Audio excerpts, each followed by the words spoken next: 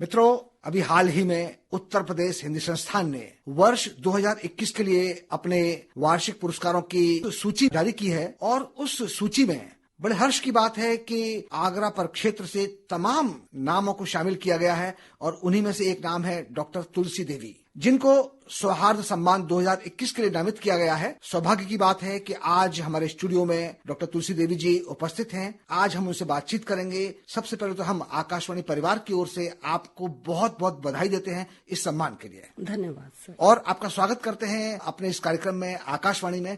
हम जानना चाहते हैं कि हमारे श्रोता जानना चाहते हैं कि आपको ये जो सम्मान मिला है तो वो आपके किस साहित्यिक कृति या आपके किस इसके लिए मिला है? यह सम्मान जो मुझे मिला है, मेरे द्वारा अनेक शोध पत्र लिखे गए हैं जी, जो कि सिंधी और हिंदी जिसमें विशेष रूप से है, सिंधी से हिंदी में अनुदित भी हैं और सिंधी में जो मौलिक आलेख लिखे हैं उनका हिंदी में भी अनुवाद किया गया है और एक कहानी छुअन है उसका अनुवाद किया गया है और 15 से 20 लगभग मेरी पुस्तकें हैं जो कि मेरे द्वारा संपादित की गई हैं, वो भी सिंधी से हिंदी में की गई हैं।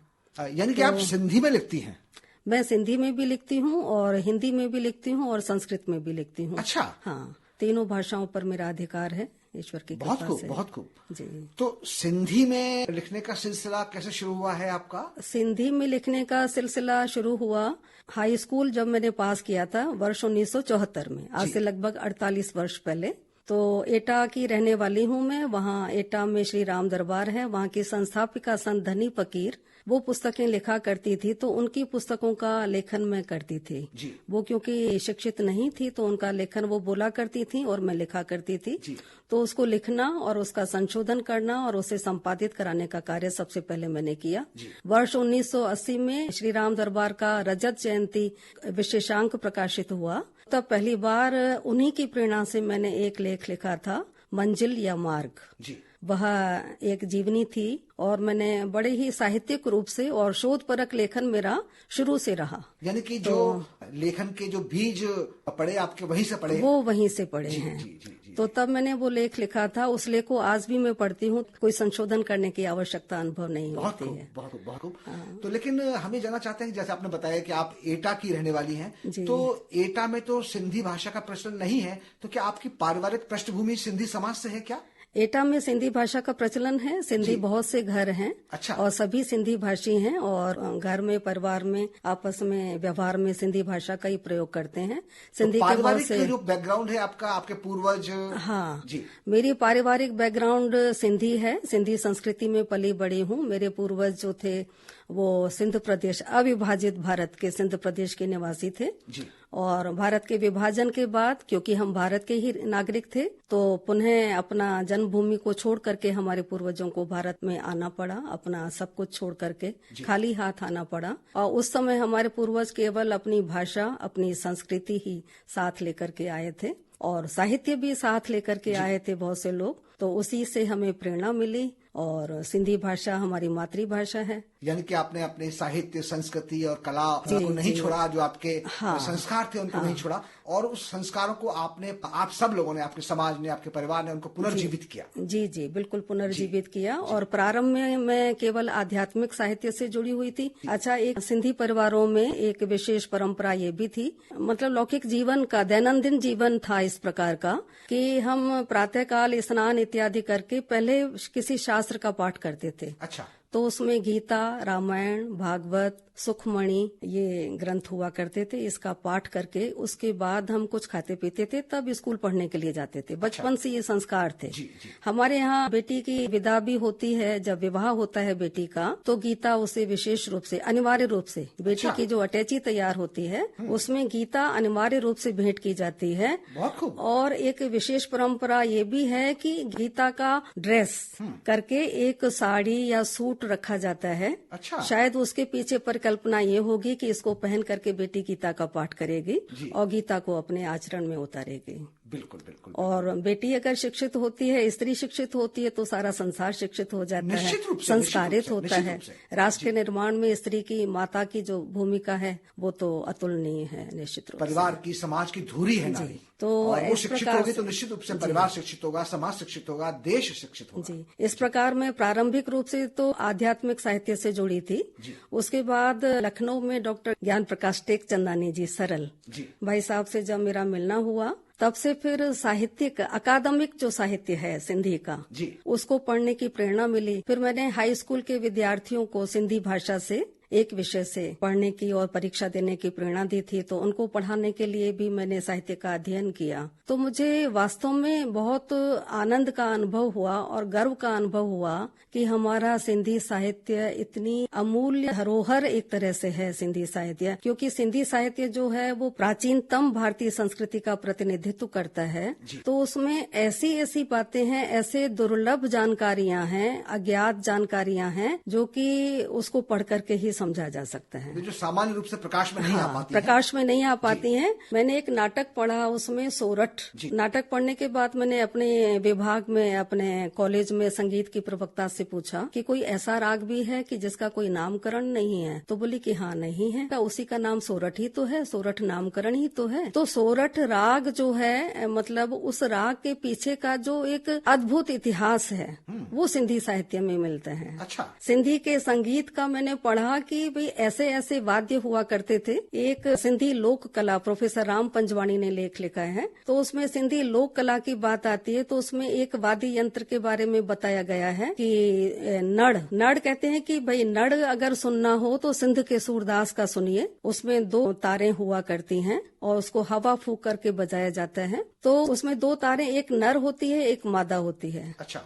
तो नर जो होती है वो पुकारती है और जो मादा है वो विरह में मग्न है और वो सिसकियां ले रही होती है। तो वो जो वाद्य यंत्र है, चकवा और चकवी, चकोर और चकोरी जो पक्षी हैं, प्राकृतिक विधान है कि रात्रि के समय वो नदी के अलग अलग तट पर चले जाते हैं, उनका विरह हो जाता है रात्रि भर के लिए। तो रात्रि भर वो चकोर और चकोरी जो एक दूसरे को नर और मादा पुकारते रहते हैं, तो वो ध्वनि उस नड़ यंत्र में से निकलती है। क्या बात है। तो ऐसी जो विशिष्ट जानकारियां हैं, मतलब मैं समझती हूँ कि चाहे साहित्य है, संगीत है, भाषा है, विज्ञान है, हर एक क्षेत्र में अद्भुत जानकारियां हैं सिंधी साहित्य में। इन जानकारियों को प्रकाश में लाने का जो आपने स्तुत्य जो कार्य किया है, तो इसमें जो बहुभाषी साहित्यकार होता है, मुझे लगता है बहुभाषी जो विद्वान होता है वो इस तरह के कार्य कर सकता है कि उसको लिप्यंतरण कर ले और या उसका ट्रांसलेशन कर ले, रूपांतरण करके